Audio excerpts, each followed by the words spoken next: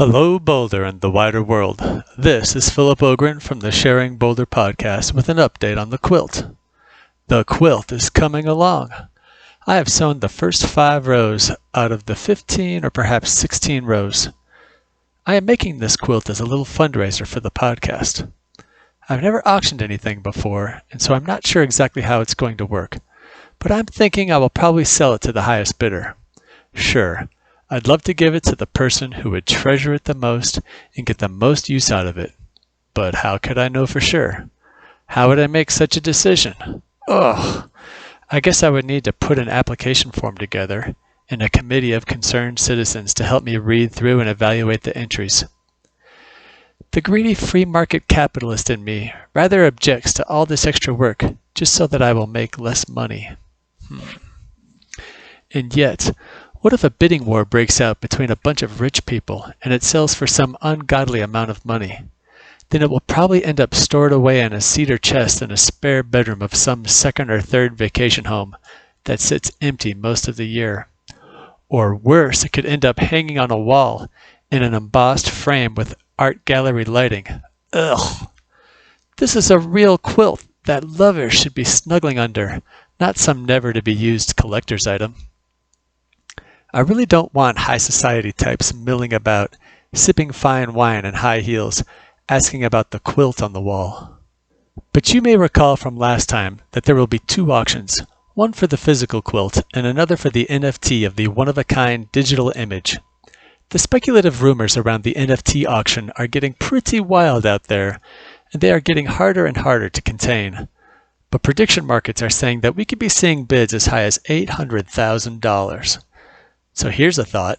I could let the rich people outbid each other for the NFT, while everyone else gets a fair shot at owning the actual quilt.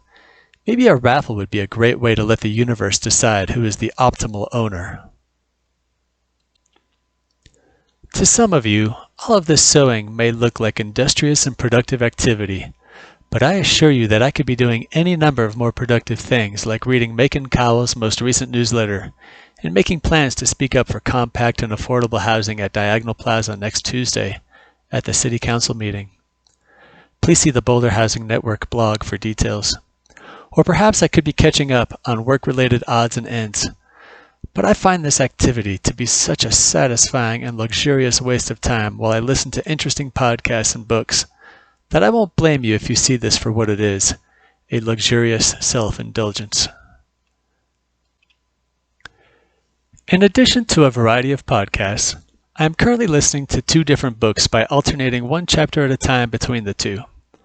The first book is titled The More Beautiful World Our Hearts Know Is Possible by Charles Eisenstein, and the second is called Seeing Like a State by James C. Scott.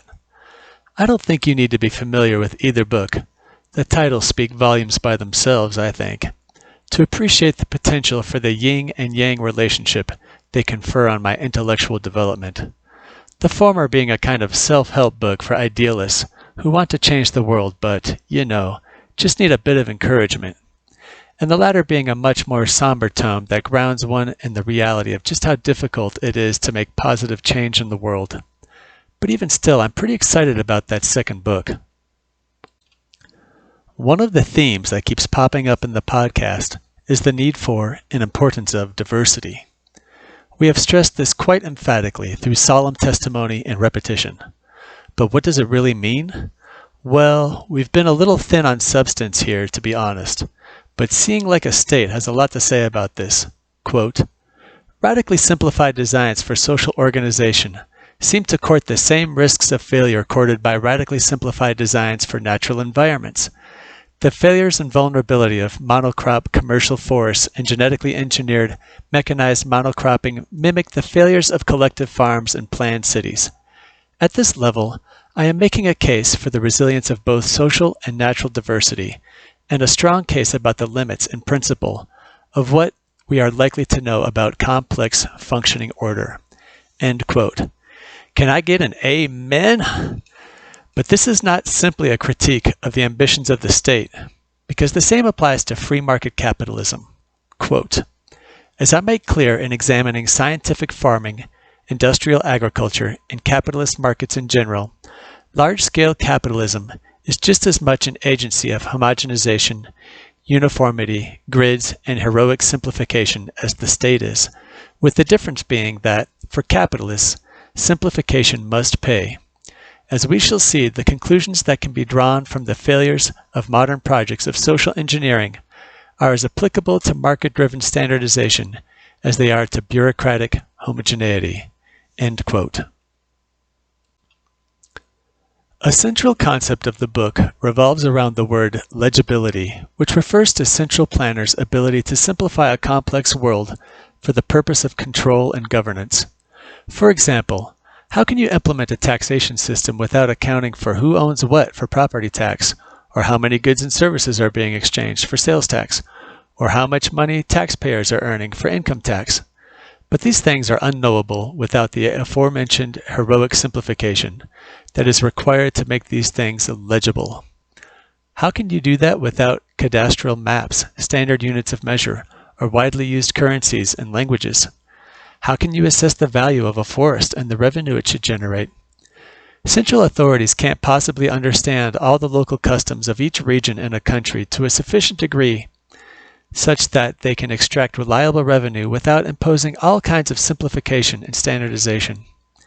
Often, this legibility, which is frequently coerced onto human systems, results in staggering, catastrophic damage. An example he gives is that of efforts of 18th century Germany to homogenize forests so that its products could be better commodified, measured, and extracted. Quote, "German forestry's attention to formal order and ease of access for management and extraction led to the clearing of underbrush, deadfalls, and snags, greatly reducing the diversity of insect, mammal, and bird populations so essential to soil building processes. The absence of litter and woody biomass on the new forest floor is now seen as a major factor leading to thinner and less nutritious soils. Same age, same species forests not only created a far less diverse habitat, but were also more vulnerable to massive storm felling. The very uniformity of species and age among, say, Norway spruce also provided a favorable habitat to all the, quote, pests, which were specialized to that species.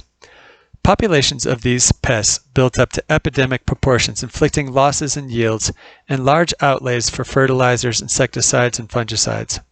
Apparently, the first rotation of Norway spruce had grown exceptionally well, in large part because it was living off, or mining, the long accumulated soil capital of the diverse old-growth forest that it had replaced. Once that capital was depleted, the steep decline in growth rates began." End quote. I think the same human impulse to tear down old-growth forests and replace them with same species, same age forests, hoping that such improvements will enrich the state or the company, is the same impulse that replaces traditional urban development, as described in Chuck Marone's book Strong Towns, with regimented zoning codes that favor homogeneity across lot size, and building purpose across large swaths of a city. This kind of centralized and regimented planning results in neighborhoods that lack the diversity required for robust and resilient social structures that can organically address problems like housing shortages, affordability, carbon footprint, and the need for spaces that encourage sociability and community. They are just too static and too uniform to do anything but create neighborhoods lacking character and dynamism, and they are tone deaf to climate change and social inequity. Diversity is essential for resilient and dynamic systems. It disrupts and subverts centralized power and hegemony, and it is demonstrably beautiful. Diversity is not just a feel-good idea. It is a core and essential characteristic of a thriving city.